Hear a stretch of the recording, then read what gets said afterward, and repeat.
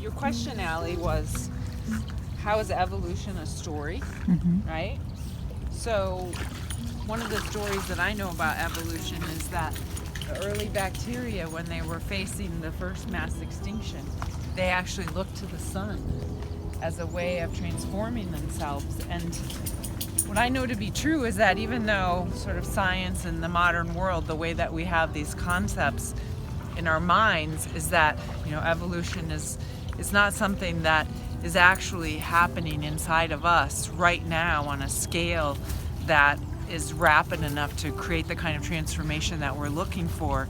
And actually, that is a story. It's a story that evolution doesn't happen A, on an individual level, A, across other ways of being or thinking. It's not just a biological phenomenon, it's a cultural phenomenon, it's an individual phenomenon.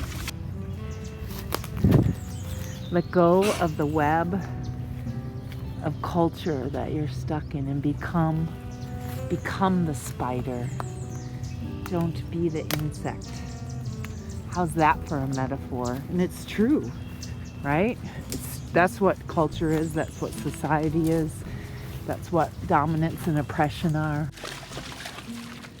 Right here in this space, whether it's me meditating on the water, or how this tree is setting, how this grass is growing, just not really wanting to know anything, names or make sense of it, but to really find the place in myself that can merge with all of this and learn and understand and go deeper in that participation with the universe about creating the kind of world that I know my heart knows is possible. This is a story that we're living in, the story of dominance and oppression, the story of greed as the primary directive, and it's got to go. It makes no sense for humanity. And so what about the story of nature and how nature organizes things and creates relationships and persists over how many years?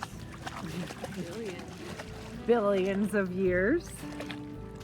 And so yes, the human species has kind of run out of time in terms of how we live, how we think, how we participate with the universe. But because of quantum physics, because of the miracle of consciousness and consciousness itself, we are learning that so much more is possible for us.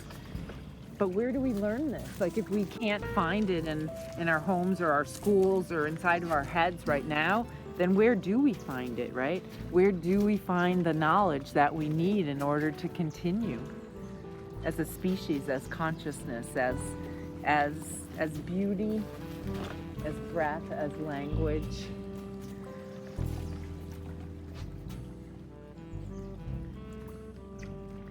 I know we can do this.